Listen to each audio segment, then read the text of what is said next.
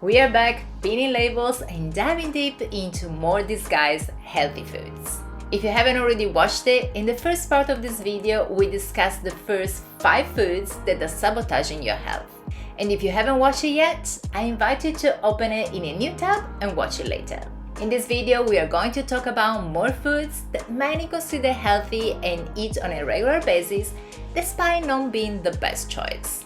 Let me know in the comments if you were already aware of some of them. Spoiler alert, all yogurts contain probiotics, even those that don't use the word probiotic as part of their marketing strategy. In fact, all yogurts have probiotics because yogurt is formed when milk is fermented by lactobacillus and streptococcus probiotic bacteria. However, most of those probiotics die when the yogurt is processed to increase shelf life. Also, the older a yogurt is, the fewer microbes are left alive. I want to go even further and have a close look at the nutrition facts of one specific probiotic yogurt. First of all, we can see that there are 8 grams of added sugars in it, which is equivalent to 2 teaspoons. And if we then look at the ingredient list, in fact we see that cane sugar is the second ingredient in the list. In this video we will see a lot of labels with different types of sugars. And I want to make it clear now that we should keep in mind that all sugars are created equally.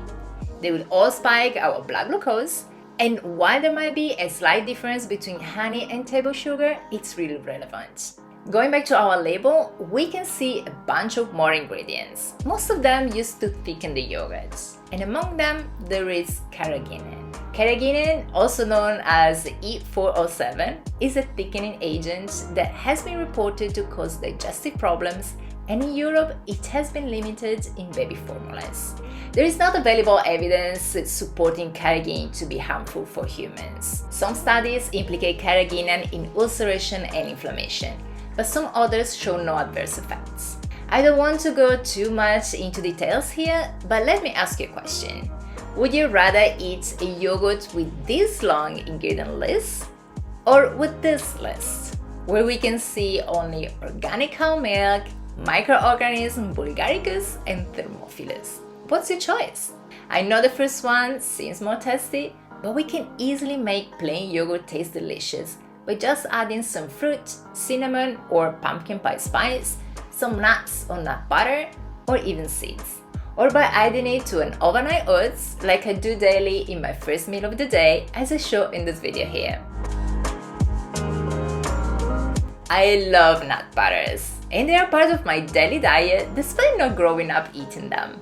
In some countries, peanut butter is a favorite for children, and when reading the labels, I'm not surprised. This is the ingredient list of the brand my husband used to eat when growing up in Canada. The second ingredient is sugar, and by eating 2 tablespoons of peanut butter, you're also eating almost 1 teaspoon of sugar. And I don't want to talk about the hydrogenated vegetable oil and salt. The label says that the oils are needed to prevent separation, when the oil moves on top of the peanut paste. But if this is the only reason, I'm very much okay with mixing it myself when I open a new jar.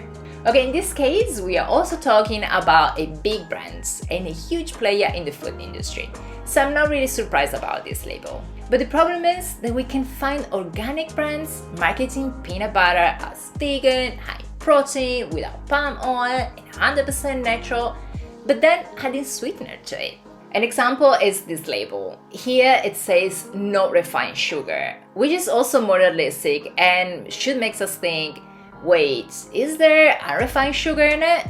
Indeed, we can see on the label that there is agave syrup as the second ingredient, which, as we said earlier, count as sugar.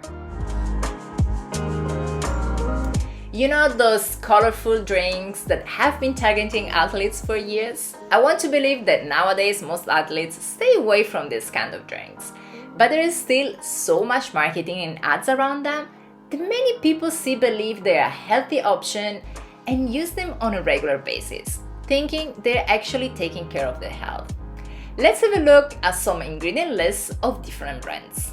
This one has pure cane sugar in it. This other one has high fructose corn syrup, and this one has sugar. Now, if you're a real athlete who uses glucose as the main energy source, this might be a good drink during long hours of training or competitions. However, if you have ever considered this to be a healthier option for an everyday drink, I hope you now change your mind.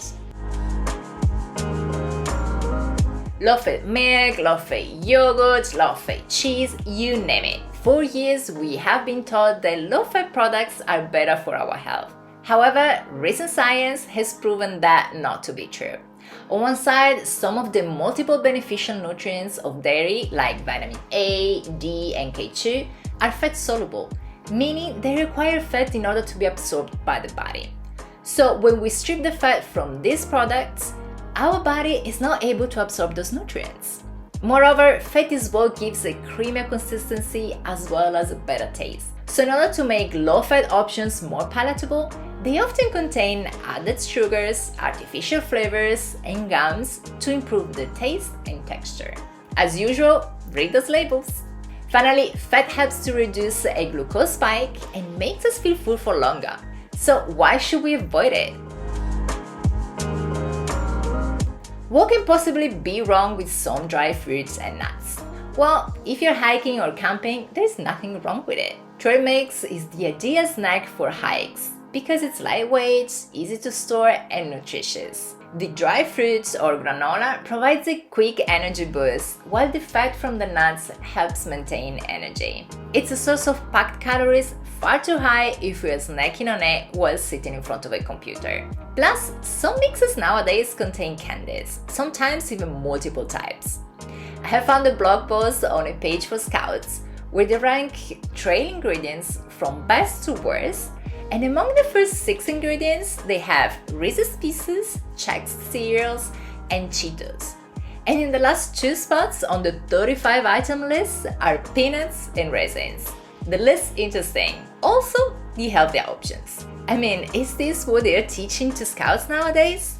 I admit I might have sounded a bit strict and extremist in this video, with the only goal that we should all be avoiding anything that contains sugar. But believe me, what I want is actually to bring awareness about the food that surrounds us so that each one of us can make the best choices. Sometimes the best choice can be to have a sugary yogurt or a trail mix while sitting on the couch.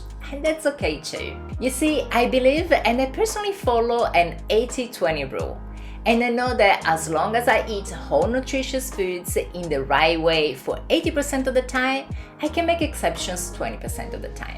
This is actually one of the hacks I follow to eat healthy despite being very busy. And I talk about it in this video here. And if you're new to my channel and want to make healthy eating easy, make sure you subscribe right here to watch new videos every Sunday. If you need personalized help to improve your eating habits, you can work with me by using the link I left in the description box. Thanks so much for tuning in e ci vediamo nel prossimo video. Ciao!